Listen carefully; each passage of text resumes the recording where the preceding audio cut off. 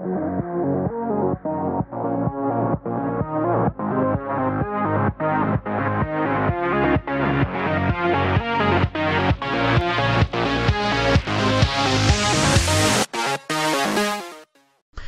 gamers and welcome to Game Warp. I'm Elwood. I'm Kim. And up next, our review of Drifting Lands. Drifting Lands takes place in the skies above a shattered planet which centuries ago a huge cataclysm fragmented and froze the world in a state of partial disintegration. Now, powerful and mysterious gravitational anomalies keep the huge chunks of rocks from drifting away in space and collapsing into a single body. And this is, of course, the world which our game takes place in, a combination of both a classic old-school shoot-'em-up as well as some RPG elements thrown in for flavour. Here we see the last remnants of human civilization, now controlled by big private corporations, which act as totalitarian states. These so-called nations compete fiercely to survive and exploit every available natural resource, and this is the world we're in fact thrown within. Now, looking at the game, it brings back a lot of memories of both the likes of Project X for the Amiga, maybe Axlay for the SNES. Certainly it's been a while since we've had just a classic shoot-'em-up game, and certainly this is what we get with Drifting Lands, perhaps with a little more polish and flair, which obviously the PC platform allows for it. But Kim, I mean, what did you obviously think of Drifting Lands? I mean, are you a big shoot-'em-up fan? I remember playing shoot-'em-ups many years ago. I haven't played them in such a long time, mostly because I haven't really seen any that's actually caught my eye. And I have to say, like, I'm not very good at it because obviously I haven't played it for a long time, and I wouldn't classify myself as like a really expert shoot-'em-up thing because you really like. But I really like Drifting Lands. Drifting Lands is this.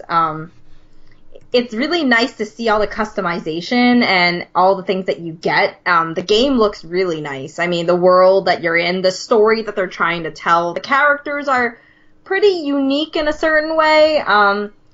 You can tell that there is a story that they're trying to tell, and obviously, like, there's also, like, one of the characters are giving you kind of side quests at the same time. So there's a lot of depth to this game that we can explore. Yeah, I mean, the shoot-'em-up genre is probably one of the true old-school original genres of video game history. I think if we go right back to the earliest games that we had, obviously, like shoot-'em-ups, such as like Asteroids and Space Invaders. So it's nice to actually see someone finally giving us a new shoot-'em-up game. I know there's been certainly a real sort of drought for this sort of genre, meaning that a lot of people who like this game have had to go back and play like a lot of the old retro sort of shoot-'em-ups. And this game adds something a bit different, as unlike many other sort of traditional shoot-'em-ups, you aren't collecting power-ups as you go. You're collecting resources which can then be used to trade for different equipment and skills. So if you want like an explosive blast around your ship, if you've been surrounded, you have to equip that. If you want a shield, you have to equip that. Like your guns, these are all bits that you have to bolt onto your craft. So you have to spend time researching things. You have to obviously decide what's going to work best for you. And we obviously have the 3 different classes of ship. We've obviously got the speedy light craft, we've got the middling class, and then we've got the old heavy cruiser. And it's from the start, you obviously get to choose, and it gives you a little bit of outline. But really from there, it's down to the player to choose how they customize their craft. I mean, the game has over 100 levels to it, so there's definitely plenty to play, and it gives you plenty of time to obviously build up this sort of like deadly craft to obviously take to these guys and kick a lot of alien ships' ass with, which is unquestionably fun. And it does, I think with the RPG element, it certainly brings something a little different to what would be sort of a very sort of standard shoot-'em-up otherwise. Yeah, for sure. I mean, like, I think that one of the funnest parts is all the customization that you can do. Like, you can sit there and really, like, look at everything that you found. Maybe even, like, the loot that you get during your fights and stuff, and the battles in the air and stuff.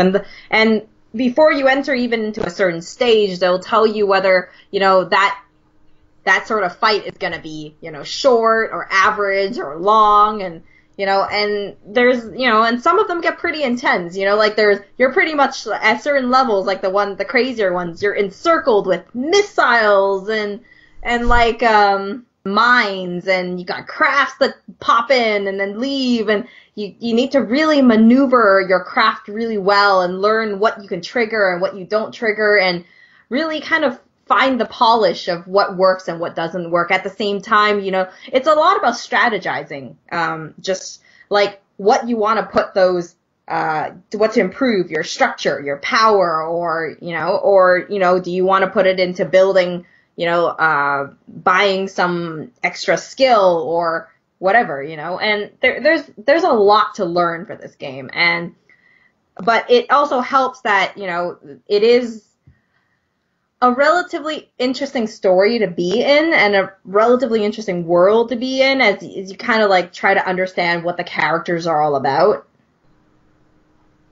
Yeah, and I think, as you said though, I mean, this is a game where at times it can feel like it's throwing everything at you at the same time. So if you're really sort of like a veteran of old school shoot 'em ups, then those skills are really going to come in handy here, as you'll find yourself constantly having to dodge numerous bullets in it. You're having to like weave in and out of attacks, and the interesting aspect of the game, obviously because we're collecting loot on every mission, that if you get blown up on a mission, then you lose all your loot for that particular mission. Now you have the option of exiting a mission partway through, so you can take whatever loot you've captured at that point, or you can obviously do the more traditional route of battling through to the end, and maximizing your loot gathering potential, and obviously have the ability to move on. So it really took a bit of adjusting there, because obviously when you play the sort of shoot game, you just think, I've just got to keep going, I've got to keep going wave after wave until I get to that end point. So to actually have the ability to say, no, this is getting too intense, I want to actually cash out here, and then come back, retool, and then come back in there and try it with different sort of setup. It really brought something a little bit different there, and it makes it more than just your traditional shoot 'em up, which it obviously appears to be on the surface. At the same time, though, one of the main issues I have is the fact that when we look at the level design, there is a lot of repetition here. So while we have over 100 levels here, you're going to see a lot of repetition here, and it can be a little bit of a grind, especially if you're doing this in long playable blocks. But I mean, if you're picking this up, putting it down, I think it becomes less sort of noticeable. But yeah, if you're doing the sort of long grind here, then it really can become a bit irritating to obviously just see the same backgrounds being churned out again, and just the only difference being the actual attack formation of the enemies coming to you. I think another thing that one of the things that got me was other than, obviously we talked about the automatic retreat. So that's something that, we have is that, there is a thing you can choose as a defensive mechanism, defensive skill pretty much, that your craft at a certain time will have an automatic retreat. That means that, you failed the level and the craft just leaves pretty much, and you lose everything. But at the same time, if you try to manually leave, and every single action you do, there is kind of like a recoil time. And if anything I like to have polished on this was the fact that when I pressed the escape button and I wanted to retreat from that battle manually, which is supposed to kind of let you cash out, there was a recoil moment for me at that command. And I was like a sliver away. So it dropped me back into the game, and the automatic retreat overrode my retreat, my manual retreat. And that got me so angry.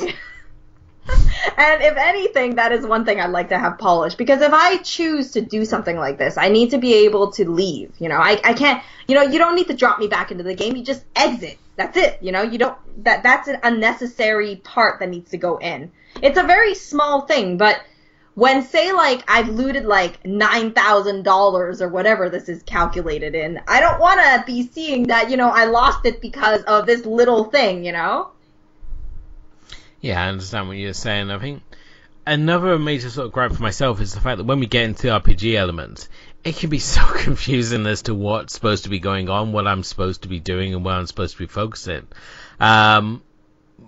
It's sort of like there were so many parts where I just was like confused as to where I was supposed to be going, and it just felt like a lot of information at times being thrown onto myself. At the same time, I know there's people obviously there who love their stats, who love the equipment modification, that are just going to absolutely adore those additional elements to the game, and it will obviously seem almost like a Diablo shoot 'em up in a way, and it'd be like the game that they've always wanted. But for myself, it was sort of like I was like looking at all these different options, and it was sort of like, what am I supposed to do? And it could have really sort of benefited from a little more guidance there, rather than just sort of being given these things and saying, you figure it out. I agree. I also agree on that because there was they have a good instructions guide, and I actually had a really stupid achievement where you went to go to the help menu and you stayed there for longer than 30 seconds, which means you actually read something, and that was an achievement. Which is really weird. But also, I did that because they have these instructions as you start your game, and they pop up on the corner of your screen, and you can click them away if you don't want to read them, but they also go away really fast. When you're trying to reset the game, it takes longer for me when, like, 5 icons pop onto the side, and I'm trying to read all of them, and they all of a sudden vanish, So that's also something to tweak, I think, where, like, either you let someone read it, or either you just instruct them to go to the help menu, or you give them time to read it. Because if not, it is a very frustrating thing. There's a lot to learn in this game, and a lot of times I just had to go back to the help file and just kind of, like, look through, okay, what this is, and what that is, and what I need to do, and how do I swap things out. Sure, I can do trial and error and figure things out, but there is already a lot to evaluate in the situation, and you kind of like the fun part of the game is to progress in the story and to jump back into a battle, even if it looks the same. There's still a lot of strategy that is involved with whatever craft is involved at that time for your enemy. Like, what would you give Drifting Lands? Drifting Lands is a game which has certainly got some good ideas to it. It's a very nice polish to it, and certainly, if anything, it makes me want to play it more, just the fact that it's such a rarity to actually have a decent shoot 'em up in this time, and for that aspect, I mean, I'm going to give it a strong 3 out of 5.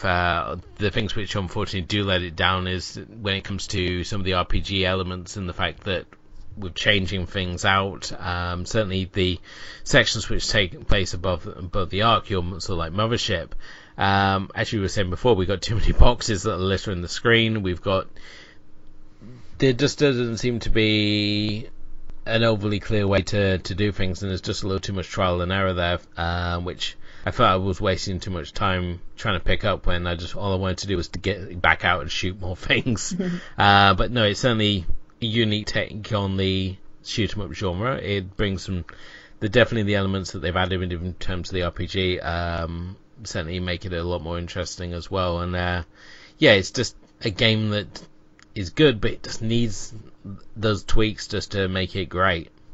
I'm actually a little higher than you, despite my criticisms and the little things that I didn't really like. I really think that it's just a lack of polish on that level, and it probably will be fixed as time goes on, since it has only been released maybe around 2 months or around a month. I'm gonna give it a 4 out of 5.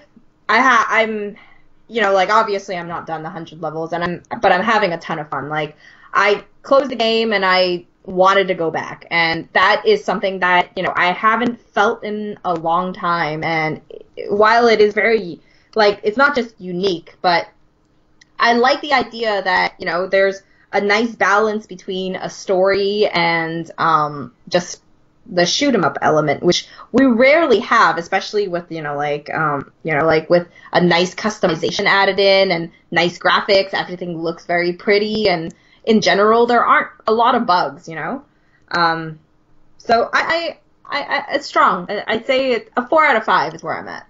So this wraps up this episode. Thanks so much for watching. If you enjoyed this episode, please like, share, and subscribe. You can read our reviews over at thatmomentin.com. To get more gaming news and releases every single day, follow us on Twitter and like us on Facebook at Game Warp Podcast. You can join us on one of our streams over at Twitch at Game Warp Podcast, or check out our current gaming obsessions at Game Warp Podcast on Instagram. Till next time, bye!